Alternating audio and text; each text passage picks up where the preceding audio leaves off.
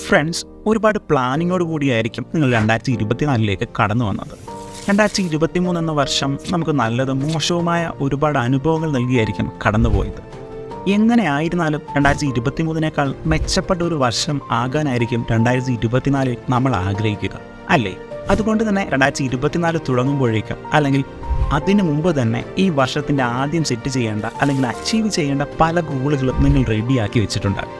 ഉദാഹരണത്തിന്, ഞാൻ എന്നും അതിരാവിലെ എഴുന്നേൽക്കും, ജിമ്മിൽ പോകും, പുതിയ പല സ്കില്ലുകളും പഠിച്ചെടുക്കും, അങ്ങനെ പലതും.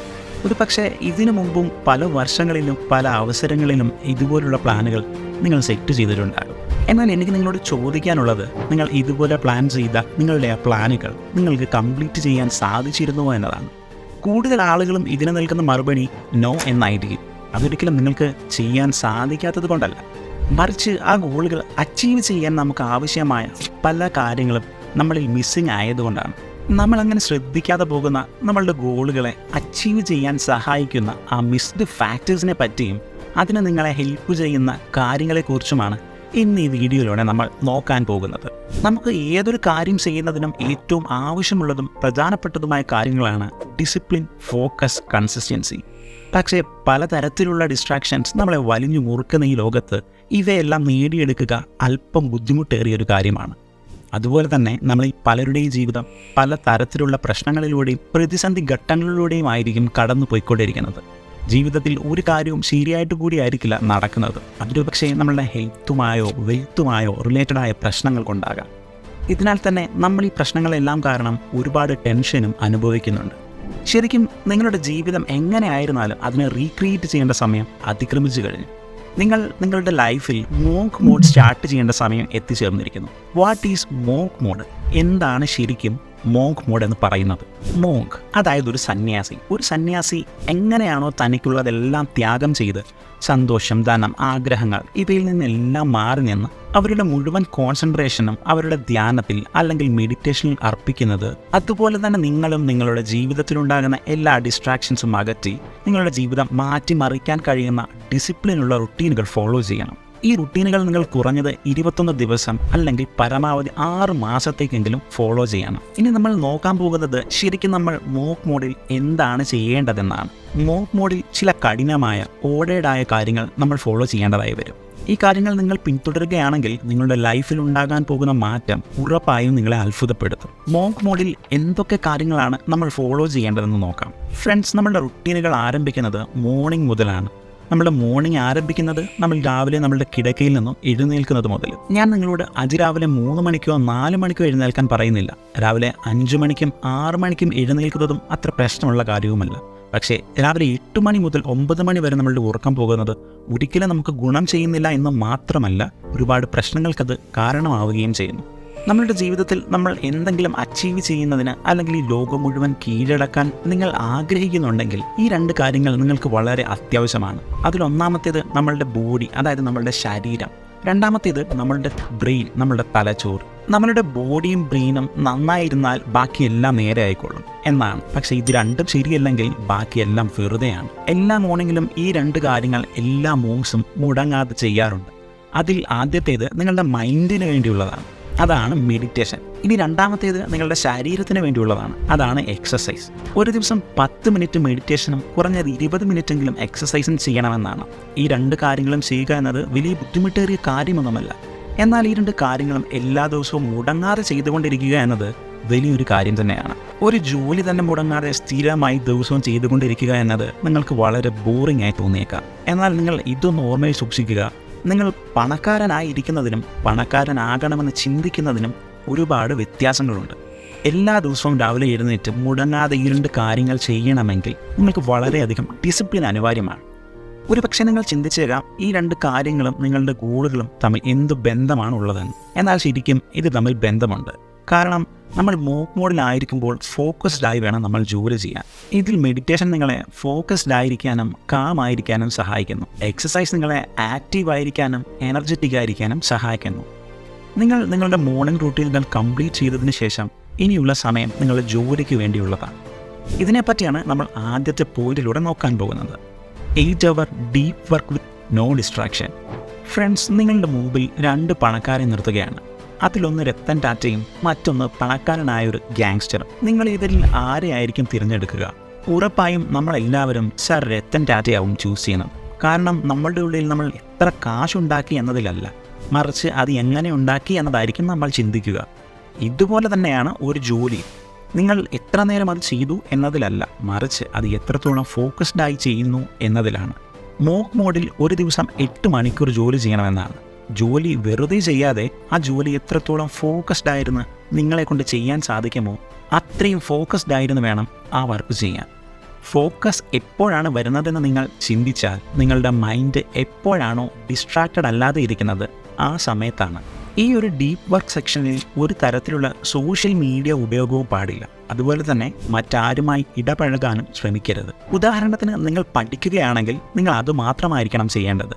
അതല്ല മറ്റെന്തെങ്കിലും ചെയ്യുകയാണെങ്കിൽ അത് മാത്രവുമായിരിക്കണം. കാരണം ഡിസ്ട്രാക്ഷൻസ് നിങ്ങളുടെ വർക്കിനെയും അധ്വാനത്തെയും നശിപ്പിക്കും.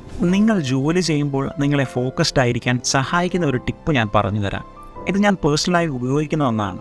അതിനാൽ നിങ്ങൾ വർക്ക് ചെയ്യുമ്പോൾ ബാക്ക്ഗ്രൗണ്ടിൽ ഒരു ഡീപ്പ് ഫോക്കസ് മ്യൂസിക് പ്ലേ ചെയ്യുക. നിങ്ങൾ യൂട്യൂബിൽ സെർച്ച് ചെയ്യുകയാണെങ്കിൽ ഇത്തരത്തിലുള്ള അനേകം മ്യൂസിക്കുകൾ നിങ്ങൾക്ക് ലഭ്യമാണ്.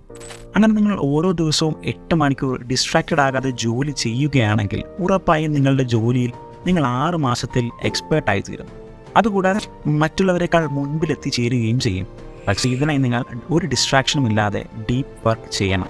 ഇപ്പോൾ നിങ്ങളിൽ ചിലരുടെയെങ്കിലും മനസ്സിൽ ഒരു സംശയം ഉണ്ടായേക്കാം. എനിക്കൊരു ജോലിയുമില്ല, ഞാൻ എന്തു ചെയ്യുമെന്ന് പോലും എനിക്ക് അറിഞ്ഞുകൂടാ, എങ്ങനെയുള്ള ഞാൻ എന്താണ് ചെയ്യുക? ഇതിനെപ്പറ്റിയാണ് നമ്മുടെ അടുത്ത പോയിന്റ് പറയുന്നത്. Decide your purpose. ഒരു വലിയ ലക്ഷ്യം അല്ലെങ്കിൽ ഒരു ഡീപ്പ് പർപ്പസ് നിങ്ങളുടെ ലൈഫിലുണ്ടെങ്കിൽ അപ്പോൾ നിങ്ങളുടെ ശരീരത്തിൽ അതിനനുസൃതമായ ചില കെമിക്കലുകൾ ഫോം ചെയ്യുന്നു.